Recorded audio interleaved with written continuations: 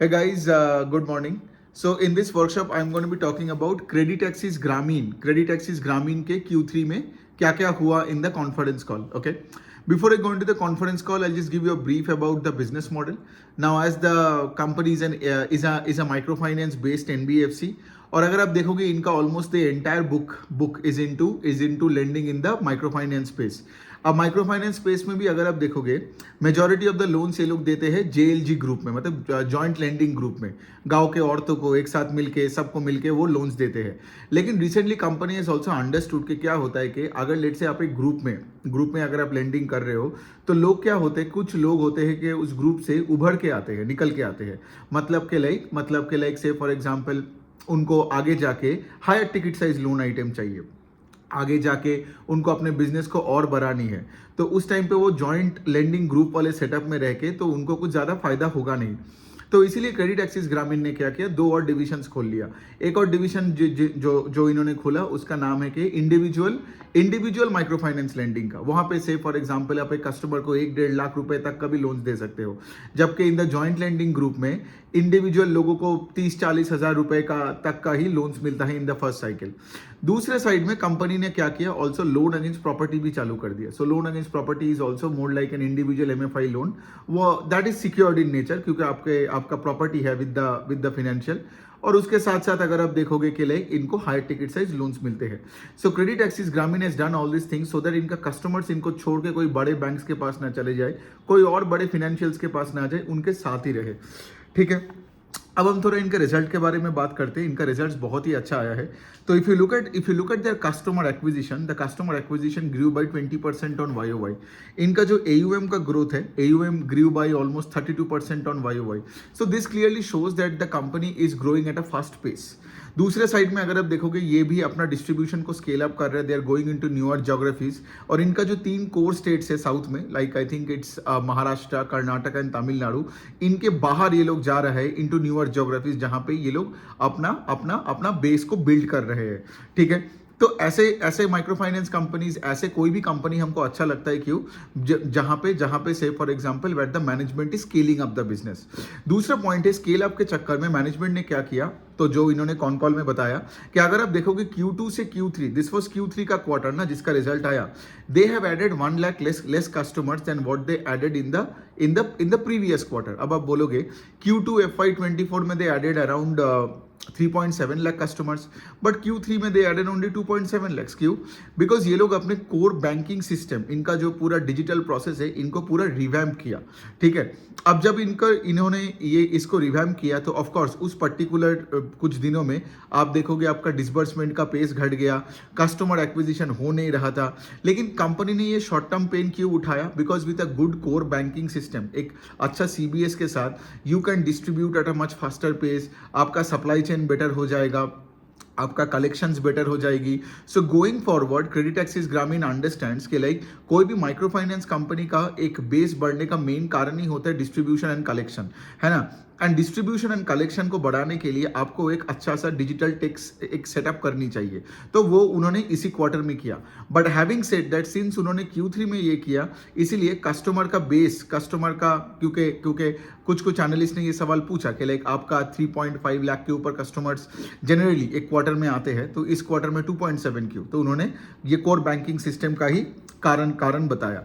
दूसरे साइड में अगर आप देखोगे कि सिंस ऑन क्वार्टर बेसिस भी इनका एसेट क्वालिटी थोड़ा सा बिगड़ा है, मतलब जो आप बोल सकते हो पोर्टफोलियो एट रिस्क या GNPA नंबर. आप देखोगे Q2 से Q3 में थोड़ा सा ना ये एक्चुअली थोड़ा वीकेन हुआ है. क्यों वीकेन हुआ है? Because of the Tamil Nadu floods. Tamil Nadu का फ्लड्स जब हुआ था तो तमिलनाडु में आई गेस कुछ 4-5 कुछ ऐसे डिस्ट्रिक्ट्स थे जो अफेक्टेड हुए थे. As a result of which उनमें कलेक्शंस में थोड़ा बहुत प्रॉब्लम आ गया. एंड दूसरा चीज कंपनी का मैनेजमेंट ने यही चीज बताया कि लाइक कर्नाटका या दूसरे स्टेट्स में जो क्रेडिट एक्सिस ग्रामीण काम करते हैं, थोड़ा बहुत सीजनैलिटी के वजह से भी ये लोन लॉसेस थोड़ा बहुत बढ़ता है. मतलब देखिए ना, Q3 में फेस्टिव पीरियड था तो लोगों ने, क्योंकि कंपनी का AUM का तो देखो 32% से ग्रो किया, है ना. तो जब लोग ज़्यादा लोन भी लेते हैं, फेस्टिव पीरियड होते हैं, तो थोड़ा क्रेडिट लॉसेज ऊपर नीचे करता ही है. But then having said that, जो एसेट क्वालिटी का थोड़ा सा भी डिटेरियोरेशन हुआ है, अगर आप देखोगे आज भी उनका GNPA नंबर इज अराउंड 1.2% के आसपास है, तो कोई प्रॉब्लम है ही नहीं, एकदम टॉलरेंस लेवल के अंदर है. बट ऑफकोर्स मेरा काम यही है कि लाइक कॉन कॉल में जो इंपॉर्टेंट इंसाइट्स है वो आपको उठा के देना, और उसमें से one of the main insight यही था कि पोर्टफोलियो ट्रेस किया, एसेट क्वालिटी थोड़ा बिग रहा है on a quarter level because of seasonality and floods in Tamil Nadu. Now next thing you might be asking के लाइक फिर उसके बाद अभी तमिलनाडु में क्या सिचुएशन है.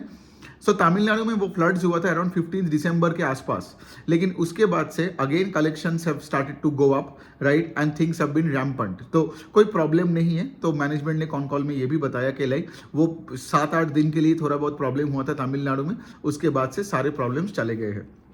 ओके, अब कंपनी ये भी बता रहे, एक कुछ और हम डिस्कस कर लेते हैं कॉन कॉल ट्रांसक्रिप्ट में और क्या क्या था. ओके, तो बेसिकली क्या हुआ, कंपनी का जो कॉस्ट ऑफ बोरोइंग है वो 50 बेसिस पॉइंट घटा. And what they have done is कि इन्होंने अपनी यील्ड को भी 50 बेसिस पॉइंट घटा दिया. जे just passed on the lower cost of borrowing to the consumers.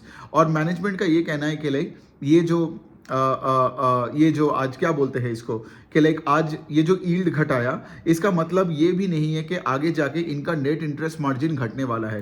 Credit access Grameen का I guess NIMs are around 13% and going forward ये नंबर ऐसा ही रहेगा.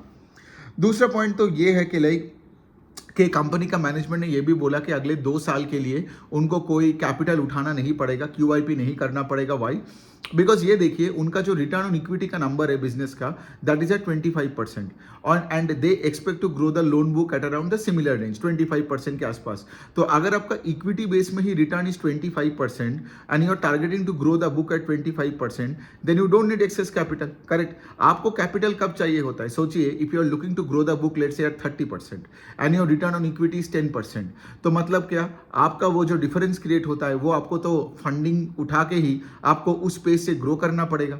लेकिन this is the advantage of companies, कोई भी हो, फाइनेंशियल या नॉन फाइनेंशियल हो, if the ROE number is high, मतलब वो बिजनेस का इंटरनल एक्रूवल से ही वो ग्रो कर सकता है. तो कंपनी ने यही चीज बताया एक एनालिस्ट को कि इसी वजह से अगले 2-3 साल के लिए if because credit access Grameen is willing to grow at around 25% AUM, मतलब आज उनका अगर आप देखोगे 23-24 हज़ार करोड़ का लोन बुक है, तो 3-4 साल के अंदर आप पकड़ लो 50 से 60 हज़ार करोड़ का लोन बुक हो जाएगा.